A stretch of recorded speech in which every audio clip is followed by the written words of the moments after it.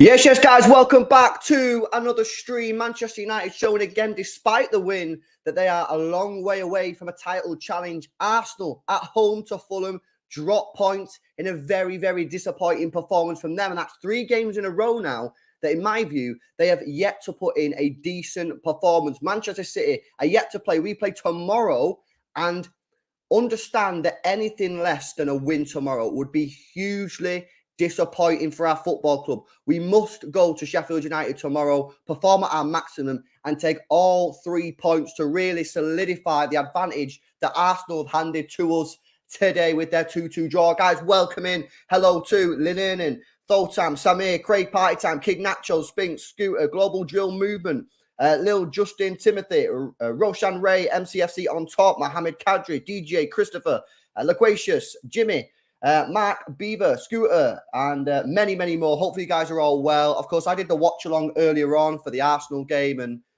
listen, I've been saying it now for over a week, but they're not performing. They're not performing well now. This is 3 games in a row. Obviously, it's still early days. Not trying to jump anything here at the moment, but they're not looking great. Something ain't right at Arsenal at the moment, and they need to fix up quickly, because if we can win tomorrow and solidify that advantage, things will be looking very, very good to us. Because SB says, I hope Doku plays. Well, we'll speak about Doku, of course, when we come on to the team lineup, which I will do in a minute.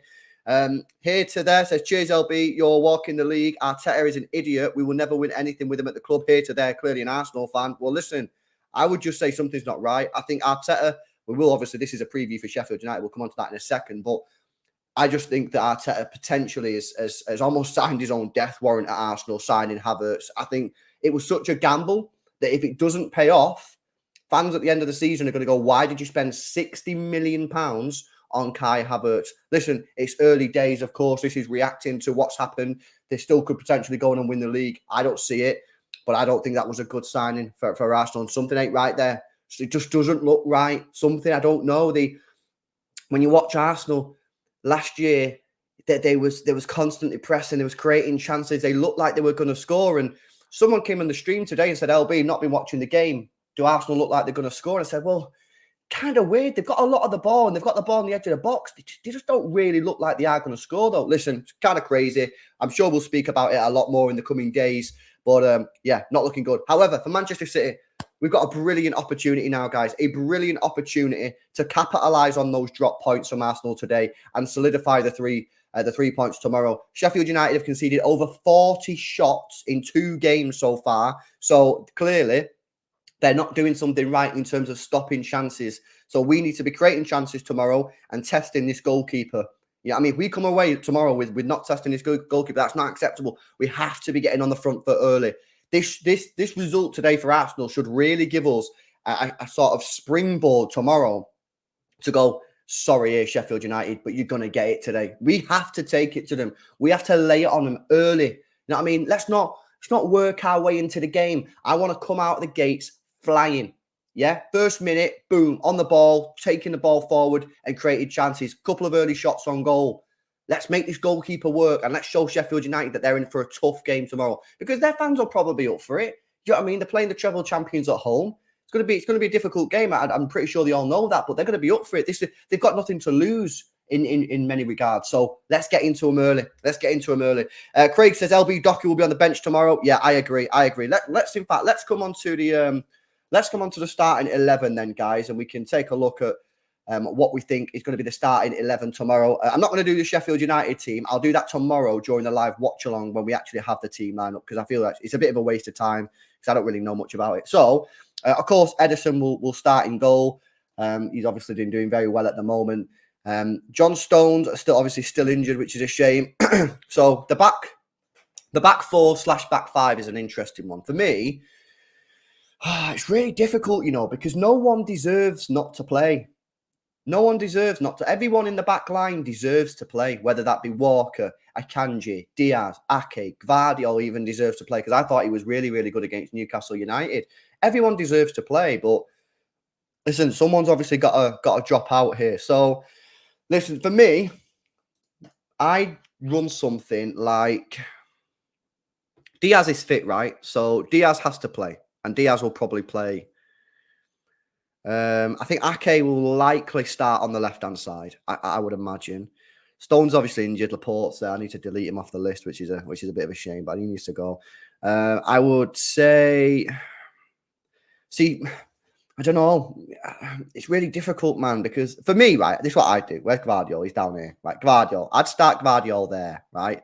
The question is, do you in a game like this want Akanji for better build-up play, but weaker defensive abilities? Or do you want Kyle Walker, who can solidify the back three, be better defensively, but not offer you as much going forward? Now, Kyle Walker will obviously love to play this game. If you didn't know, he obviously, I think he's from Sheffield. He's from that area. I think he supported Sheffield United as a kid. He's played from there. I think he wants to go back there before he retires. So Walker's going to want to play. The question is, do you need Walker? Or would you be better off saying, actually, we don't really need your defensive ability here. What we need is someone who can actually build up a little bit better and play Akanji. Listen, for me, I go Walker, and that's the back four that I would play. Akanji is very, very unlucky to miss out. He's very, very unlucky. He doesn't deserve not to play. People, yeah, Captain Harris says, Rico Lewis, LB 1998 said, I play Lewis. Listen, it's a difficult one. You could play Rico Lewis in the Ake position. I don't know, man. It's a tricky one. It's difficult. Listen, this is what I would do. That's what I would do personally. But people saying play Rico Lewis, not a problem with that. I think obviously he gives you a lot more. Because basically in this situation, are we saying Gvardiol steps in and this would be the situation like that? Is that what we're saying? Gvardiol steps in the midfield potentially? Or are we saying, no, actually, it won't be like that. Ake will go up here. Gvardiol will be out there. Diaz there and Walker there. That could be a thing as well. Listen, I don't know. It gives us optionality, of course, if you do play Gvardiol. But whether it's Ake, whether it's Rico Lewis, whether it's Akanji, to be honest with you, I don't really see I don't really see this as being a crucial decision in terms of what should win or lose us the game. We shouldn't really be conceding too many chances against Sheffield United. I think we should be decent defensively. You know, we played Newcastle and they didn't have too many chances. So we shouldn't be going here conceding a shed load of chances. I guess the only question here is how important is that build-up play? And do you want to play Ake or do you want to play Rico Lewis? For me, I go Ake, but people in the chat saying, nah, Rico Lewis. I ain't going to argue with you because it's a fair shout. It really is. Okay, midfield. I think it's quite simple. I want to see sort of this situation. Rodri, Kovacic, and Phil Foden in the pocket there. That's what I want to see. Why do I want to see that? Okay, because one of the things that Phil Foden's obviously been told, the last couple of years as to why he's not been played here, what we've been told as fans, is because he loses the ball too much. Now, the reason he loses the ball in this position is because he's doing dribbles, he's taking players on, he's making plays, and of course he's doing risky stuff. If you look at Kevin De Bruyne's passing accuracy, Kevin De Bruyne's got one of the worst passing accuracies in the team. That's because he's trying riskier passes to try and create those chances. Foden does that, but also the difference with Foden is he carries the ball a lot more than Kevin De Bruyne. Now, when you had Gundogan, so imagine this Kovacic here. Let me put it back on screen. Imagine Kovacic in this system is Gundogan, right? So this would be the situation because Gundogan would be further advanced. And Foden's got the ball here. Foden loses the ball here. You've got a bit of a problem because then you've only got Rodri, one player here, and you left yourself exposed. And remember, Walker would be up the pitch, Ake would be up the pitch. So you're leaving yourself very vulnerable. So I can understand why Pep Guardiola was a little bit hesitant in playing Foden there. The differences in the last games that we've seen Foden play here is Kovacic is a little bit deeper, not necessarily next to Rodri. He might be a little bit further forward, maybe here. But the difference is Foden's been a lot closer to Haaland. So instead of being here, he's been up here. If Foden loses the ball here, that extra 10, 15 yards difference, it might not sound a lot, but it really, really is. If he loses the ball, you've got Kovacic behind him, you've got Rodri behind him, you're likely still going to have all the back line. So I think that's why Foden's looking a lot better. And you're not noticing when he's losing the ball that it's causing us massive issues. Because previously when he was played there, which was only a few times, he'd lose the ball here. And that's obviously dangerous because you've not got as many players. So for me, I'm looking at sort of like this sort of situation with Foden further up the pitch like that for me personally. Let's move into the attacking lineup then. Obviously, Erling Haaland's going to start as the striker. There's been no doubt about that. I know a lot of you guys will want to see Doku tomorrow, whether it be on the right or on the left. I don't see it happening, I'm afraid. I think he will start the game on the bench. So I do think we'll see Bernardo Silva, who is available for this game, come back into the team in sort of the right wing position. And of course, unless this guy's injured, he's pretty much going to play every single game. And that is Jack Grealish. So I think that's kind of how we're looking at the moment. I think that the three in the middle isn't really like that, which it used to be. It's much more. You guys solidify the midfield to give Foden the freedom to connect properly with Haaland. So I think that's the team that I would pick. I don't really see what other systems you could run. So that's a great question. That's a great question from Alex. Who will invert?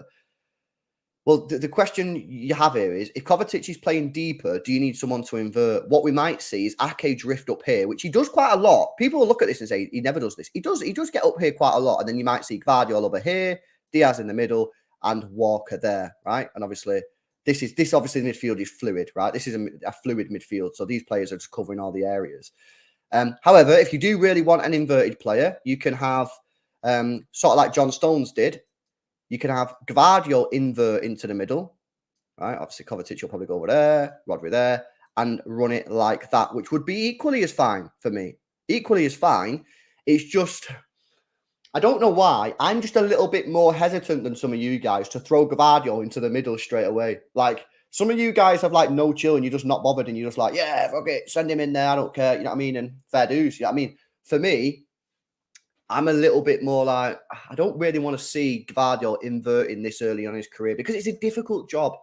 It's a difficult job. And if he gets robbed on the halfway line and they end up scoring, he's going to be under pressure. That's not good for his development. People will get onto him. And I just think that's not what we need right now. However, if you think that, LB, you're being soft, then fair. You know what I mean? Again, it's just my opinion. I'm not even, if someone said that to me, I wouldn't argue with them about it because I completely understand the point of view. It's just for me personally, I probably wouldn't run that. If you really did want someone to invert, I would play Rico Lewis. So if you said no, LB, that's stupid. I agree with Gvardiol not inverting, but I want an inverted player. In that case, I'd say Sinabit Ake, and I would play either Rico Lewis or Akanji. Because I know some of you guys have been like, Akanji, no, I don't want to see that. He's not been that bad in the DM position. So you could run that. Rico Lewis inverts, standard sort of situation at the back, if I bring it on screen. So I don't know. It's a difficult one. I think the only decision that he's got to make tomorrow is who plays. Is it Ake? Is it Rico Lewis? Or is it Manuel Akanji? I think everything else picks itself. I don't think Doku's going to play. I don't think Doku's going to start. I think he'll probably come off the bench at some point, which would be really, really exciting. But I think everything else, Haaland's going to play, Foden's going to play, Kovacic's going to play, Rodri's going to play. There is a little bit on me on Walker. I'm thinking, is he going to play Walker or might he play Kanji? But I think you've just signed him down. Has he signed a new deal yet? I don't know if he has. He's obviously staying this season. Are you really going to drop him this early? Like, it's kind of why he wanted to leave a little bit, that he wasn't really playing as many minutes as people thought. So I don't know. For me, that's the team that I'd go for. I probably would go for Ake over Rico Lewis, but I'm happy with Rico Lewis. But I'm also happy with Akanji. To be honest with you, I'm kind of happy with whatever he does. I can't imagine him putting out a starting 11 tomorrow and me going, what's he done that for? You know what I mean? I don't see myself doing that. I don't see how he can, unless Sergio Gomez plays or Calvin Phillips. I don't really see how I can look at the team and go, I don't like it. So I'm looking forward to it, man. I think it's gonna be class. We've got 250 people in the stream right now. Let's hit the likes. Let's get to 100. We need 30 people out of 250. Hit that thumbs up button. Get us to 100 likes. Make sure you are subscribed to the channel as well. If you're new, remember tomorrow we will be doing the live watch along. Noah says Julian Alvarez. The problem is, bro, where'd you put you? So let me put it back on screen. Who do you want me to take out of this team to put Julian Alvarez in? Nelly Lutz says Alvarez deserves to start. I don't even disagree. But my question is, who do you take out? Because let's be honest, yeah, Bernardo's starting right wing, Grealish is starting left wing. Foden's going to play in the hole, and he's going to play Kovacic and Rodri. He's just not going to not start them two. So I don't see how Alvarez gets in this team tomorrow. Maybe I'm wrong. Maybe he does end up playing him there. I just don't see how he does it. I really, really don't. Grealish has been awful. Well, I just think he wants Grealish in this team. I do. I know people get stressed out by Grealish. Maybe his lack of goals. Maybe you think he's frustrating. Pep loves him. Pep loves him for what he brings to the team. The fact that he can hold the ball high up the pitch, bring the likes of Kovacic in, bring the likes of Rodri and Gvardiol. He loves it. He loves that. So he's not going to drop him. He's not even having a point really in having that discussion because he's not going to drop him. It's going to be Grealish. It's going to be Haaland. It's going to be Bernardo. Foden's definitely going to play in the hole. So, yeah, Bernardo's only just got back, but Bernardo was ill. It's not like he had an injury. He was just ill. Guy didn't feel well. You know what I mean? Guy had a bug. So, he'll 100% play tomorrow. He'll 100% play. I'm looking forward to it, man. Start Doku. Don't see it. Don't see it, man. I don't see Doku starting tomorrow. Didn't start Gvardiol in his first game. He won't start Doku tomorrow. I do think he'll come on. I do think Doku will come on. But I just don't see him... I just don't see him starting. Let's have a look at some of the stats then from Sheffield United's games that they've played so far this season. Like I said to you, I checked the stats before, and the first thing that I noticed, guys, was their shots conceded. They concede shots, mate. Right, okay, so let me go on the game that they lost 2-1 against Forest. They had 50-50 ball possession, so yeah, that's decent. They had 16 shots conceded and they had 7 shots themselves. They only had an expected goals of 0.5. So despite having half of the ball possession, they only had 7 shots. And them shots were of low quality. Really, really low quality. And the expected goals for Forest was 1.39. So they got into good positions. 1.14 expected assists for people who like the stats. I know some of you don't.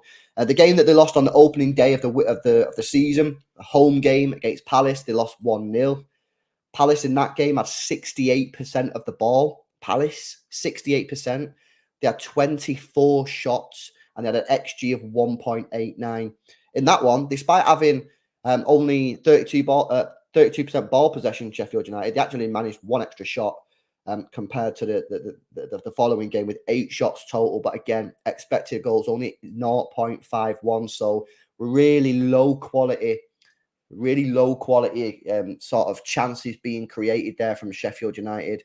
The game that they played last against Forest, their starting 11 was Fotheringham in goal, Osborne, Ahmed Hozic, John Egan, Jack Robertson, Max Lowe, Sousa and Norwood in the middle with Hamer, Traore and William Osula as their strike force. So, listen, I think for me, anything other than a W tomorrow would be massively, massively disappointing. Let's not dress it up, yeah? We have to go there tomorrow and win. Ideally, I'd like, obviously, stating the facts, I'd like a good performance and a good score margin, get the goal difference up. You guys know about the goal difference now. I think some of you will stop moaning at me about going on about the goal difference, but it is important. You know, this is what happens normally last season, the season before. People moan at me in the start of the season and mid-season because I'm talking about the goal difference. And by the time you get into the last 5 games, everyone's like, oh, yeah, goal difference. This is where it matters. If you can slam them, slam them. But the absolute bare minimum, we need to win this game tomorrow. You have to punish Arsenal. Arsenal dropped points today. You cannot let them off the hook. You've got to say to Arsenal tomorrow, you did that again and we'll do the same thing. You cannot drop points if you want to go into a title race. So tomorrow, listen, I'm expecting us to win. Honestly, I'm expecting us to win comfortably. And that's not even like a disrespectful thing. I'm looking at the stats from Sheffield United. They conceded 26 shots against Palace at home. And Palace managed 68% ball possession. I'm thinking if they've managed to do that, what can we do? You know, we're playing really good. Fantastic performance against Burnley. Great performance against Newcastle.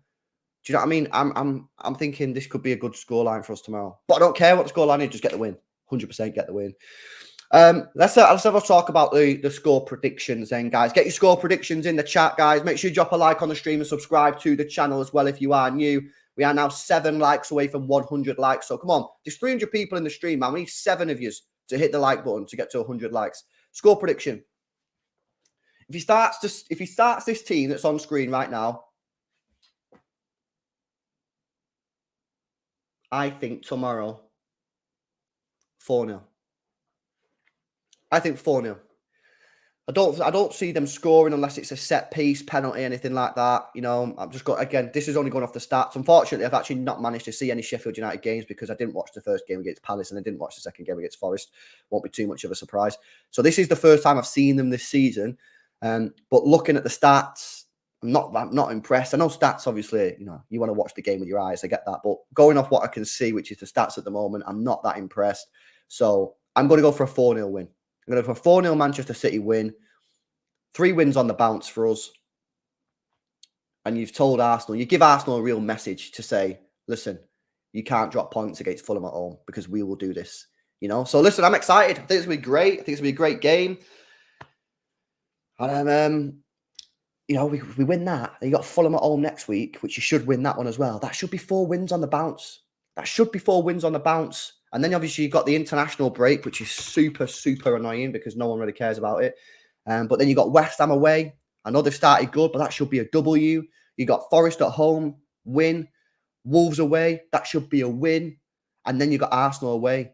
You know, realistically, yeah, you should be winning 1, 2, 3, 4, 5, 6, 7. You should be winning your first 7 games before you even potentially might, you know, slip up when you play Arsenal away. Because then we go into a bit of a tough time. Arsenal, Brighton, United, Chelsea, Liverpool, Tottenham, Villa. You know, it's difficult. So ideally, you kind of want to be winning your first 7 games because we've got a real tough run after those sort of easier fixtures. After the first 7 fixtures, we got a tricky run.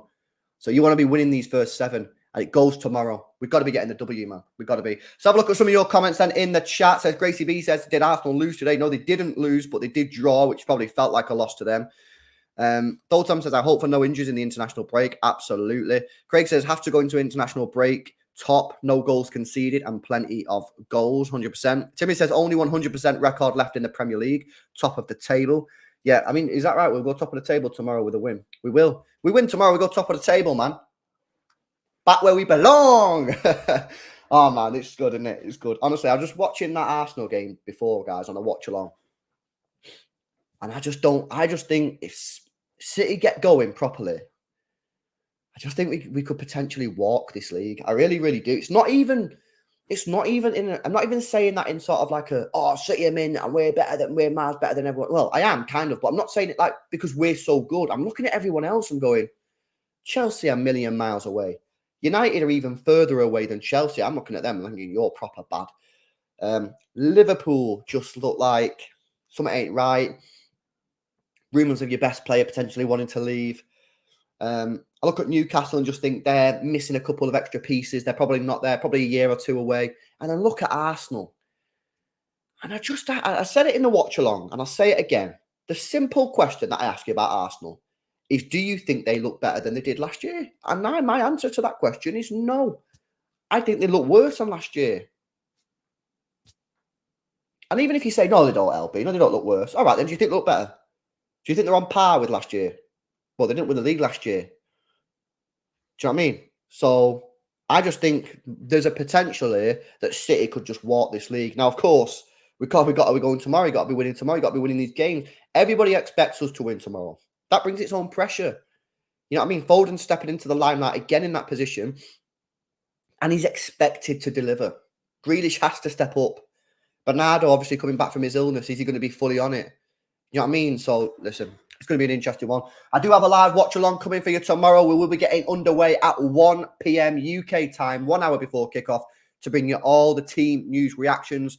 But other than that, guys, just looking forward to it. Hopefully we win so we can go top of the table. In an ideal world, I would like to win in style with a few goals, get that goal difference up, and really sort of make a statement to Arsenal and the rest of this league that we ain't dropping off. We're not dropping off. People are going, we'll only win the league when City drop off. Well, that's not going to happen. If you want to win the league, get to our level, Arsenal. Get to our level, Liverpool. But you have to win tomorrow. You have to win. Do not let it slip, man. I shouldn't have said that. That's a famous bad quote to say in it. Rajiv says, LB, what do you think? Do we get Nunes? I think we'll get him, bro. But I don't think it'll happen until sort of early next week. So maybe Tuesday, Wednesday, I think something will probably happen. But I do think we'll end up getting him. Unless Wolves are like, 70, 80 million, then we won't. But I think doesn't sound like they're a million miles away. I think 65 gets it done, to be honest with you. Justin says, LB, does it concern you that Grealish doesn't have competition on that left-hand side? Doku will occupy that right wing. Well, I think Doku has been bought because of his right wing abilities. But if you look at his numbers, he's played 1/3 of his games on the left wing. So he's more than capable of playing left wing. So I do think that Grealish needs to step it up. Otherwise, Doku will get a chance there, 100%. 100%. But are we looking better than last season? From the first 2 games of the season against Burnley and Newcastle, I think we looked excellent. I thought we looked excellent, mate. That game that we did, that watch-along we did at Burnley, I was shocked how good we were. I was expecting slow, lethargic, bit rusty. No, we just looked like we carried on from where we left off. Serious, in my opinion. So, no, I think I'm ready for it, man. I am absolutely ready for it. I think Arsenal need to step it up. These teams need to step up. They need to get to our level. And at the moment, they're not doing that. In fact, they're regressing, to be honest. Right, buzzing. I'll leave it there. Score prediction for me tomorrow, 4-0. The team that I think should start is probably this, but maybe Ake. I'm not 100% sure. I've still not decided this one.